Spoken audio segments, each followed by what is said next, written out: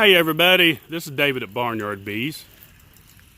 Out here again, looking at this red maple tree. Beautiful bloom that's been out for about a week and a half.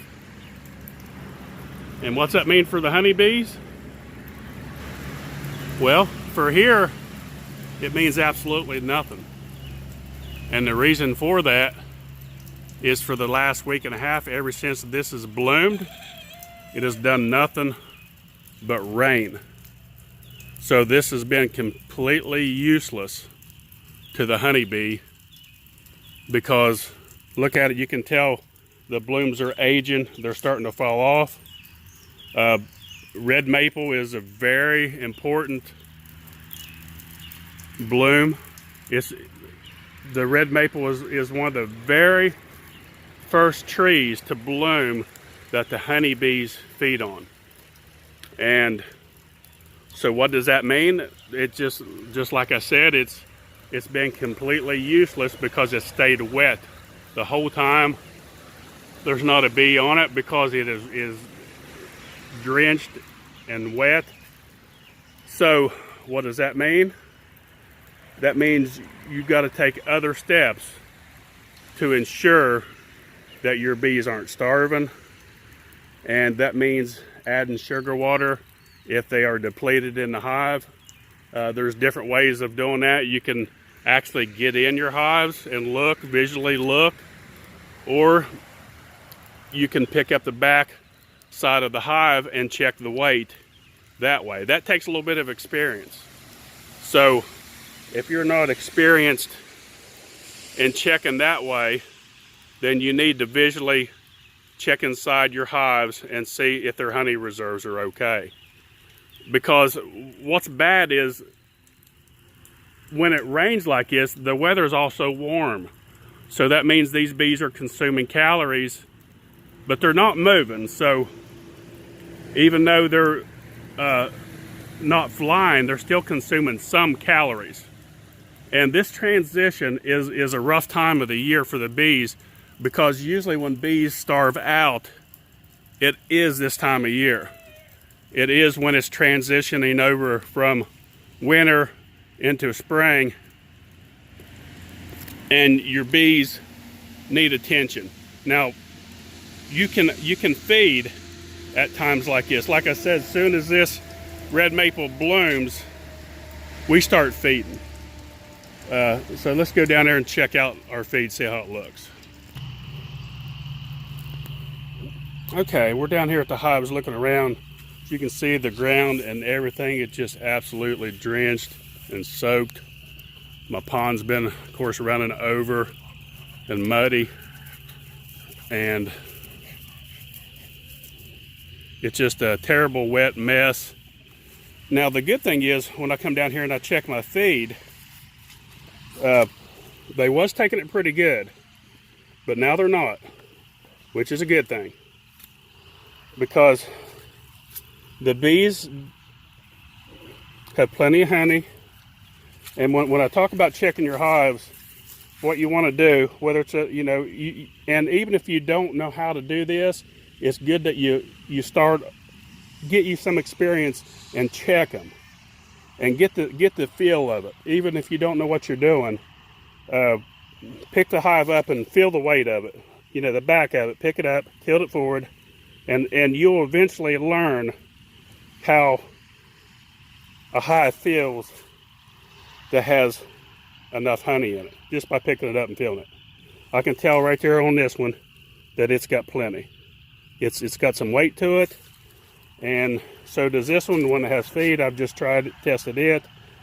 As you can see, the bees are not coming up and feeding. They've ate a little bit and then they've stopped. You can see down in the hole there's, if it shows up on the camera, there are a lot of bees down there, so they've got plenty of sugar, water, or plenty of honey to get them by. Now, it takes practice to learn how to do this, to get these bees through the winter. In the fall time, we feed really heavy. We We don't count on any goldenrod. Goldenrod flow is very important, just like it is for the red maple. But we don't only count on that. This is a message I'm trying to get out today. Don't just count on the red maple because it may fail you, just like this has right here. It's a complete failure up to this point. Now, I think we're supposed to get rain today and tomorrow. Then for about 4 days, it's supposed to be no rain. So the bloom don't last forever, of course. You know, it'll last for a couple weeks. It kind of, when it does get a little bit cool and rainy, it will go dormant for a little bit, but it won't last for very much longer. So they'll probably end up maybe getting 3 or 4 or 5 days total on that red maple, and that's it. So everything else is what we've supplemented them. But since we fed so much in the fall, the bees are fine. And then of course we had dry sugar that they nibbled on all through the winter, and they didn't eat a whole lot of it because they still had honey. They're going to eat their own honey. They nibbled a little bit on it. They ate probably half of what I put on there. So intervention is very important with honeybees. And that's where I butt heads with a lot of people, especially, and I'm going to continue to butt heads with the ones that say, you know, not to treat, not to feed. Look, new beekeepers, when human beings took bees out of this tree right here and they put them in this box right here, they took natural out of the equation. So once you can't just take them out of the tree and say all natural and let them go. You've already took out all natural out of the equation when you stuck them in the box. So I'm going to try to get a point out to people today about this, and I'll rouse some feathers, and I always do. That's okay. I'm open for debate, and you know, we'll talk about it. But I do ask that when people do comment negatively, let's be civil about it and talk about it as adults, and not get angry and throw cuss words. I'll just delete you, and I won't even deal with you. But I will, you know, talk and debate with people back and forth about this. In my opinion, years ago, and now this is coming from a lot of old people that I've talked to over the years. I'll just kind of pan as I talk here. The ducks and the geese and the dog and everything else. The old timers would tell us that it was nothing to go out in the woods and see wild honeybees in trees and see swarms. And they said now they're just gone. They're not around. Okay, well, what a lot of people say that natural beekeep say that well, it's because if we would just let the mite problem go and not treat it, they would have evolved. Okay, my question to that is this: if you go out into the most remote regions of the country, I'm from the hills of West Virginia. We have land and hills that roll and go on and on and on that most people never lay foot on. Okay, how about those bees? No one has bothered those bees. No one has intervened with those bees whatsoever. How come they didn't overcome the mites? That's my question for people that's up debate about stuff like that. How about the remote mountains that go on forever that people hardly ever touch that once had bees? Now I know a lot of people say, well, pesticides. Yes, pesticides are very bad on the bees. I agree 100% with that. But in remote areas like that, it just, they don't receive a lot of spray. Not enough to completely wipe them out. If they do, which where I'm from, in those hills, there's no reason for anybody to spray back in those hills. So my point is, how come those bees hadn't overcome the mites? And I tell you, my opinion has always been, once you took them out of that tree and you stuck them in the box, and I'll say it over and over and over until I get it to people understand, you took natural out of the equation when you stuck them in the box. Now it's your responsibility to take care of those bees. So you have to treat, because not only do mites suck on the bees like a parasite and suck out their energy, they also bring in a lot of diseases. And these diseases is what a lot of times is what kill the bees. It may not even be that they've sucked the energy out of them. All that disease that they bring into the hive. So look, I've done this for a long time. I've been through the times of not treating, and I've talked to a lot of beekeepers, and it's hard for bees to evolve over a couple generations. Now they do have strains now that are supposed to be more mite resistant.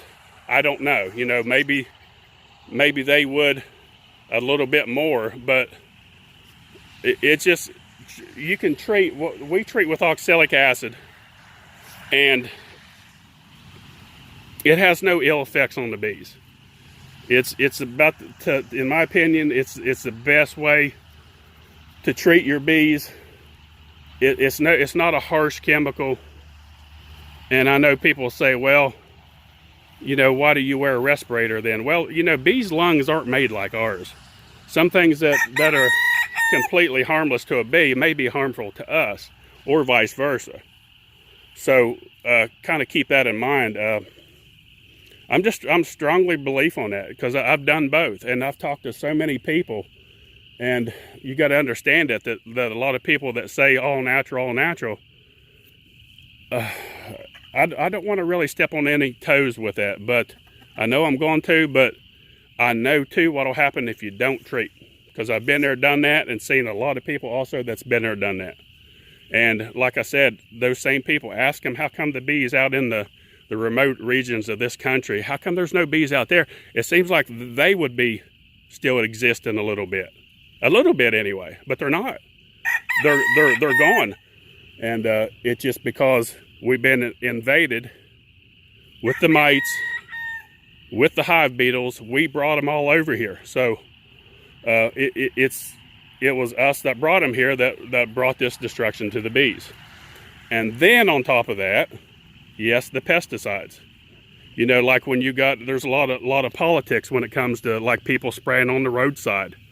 And it doesn't make any sense. They say they're spraying to kill mosquitoes, but that stuff like that doesn't really make sense why they do that, because they're only spraying just a small area along the road. Well, how about the other 100,000 acres that are out in the woods? So it's a lot of politics when it comes to stuff like that. I understand that. Yes, those will take out your bees. And just a reminder for people that do have bees, put signs up, and then call whoever's responsible, the Department of whoever takes care of the roads in your region. Let them know too that you got signs up, and not to spray in your area, because it is against the law for them to spray if you got signs up. So just a little bit reminder there. But that's about the biggest thing I want to talk about today. It was on my mind. I know that there's going to be a lot of new beekeepers buying bees this year, and do it right from the beginning. I'm telling you, if people that tell people to don't treat and such, you're setting them up for a big disaster. So you know, get your bees, take care of them. We put them in a box, so it's our responsibility to take care of these bees. You can't just put them in a box and let them go and say, okay, let's let them take care of themselves, because you took them out of their element to begin with, out of the tree. So just remember that and pass that along. And I guess I'll get ready for the negative comments, but that's fine. All I say, just be nice about your comments, and I'll be nice in response. If people, you know, cuss and leave bad comments, then I'll just delete it, and I won't. But that's about it. That was on my hard to talk about that today. And there's Goosey down there watching me rant and rave. It's not often I have one of these heart-to-heart like this, but every now and then I think it's very important because it's on my mind to do it, so there must be a reason that I do it. So that's about it. Don't forget, folks, if you need any tools, any equipment, barnyardbees.com. We got packages, nukes. My goodness gracious, we've sold so many packages.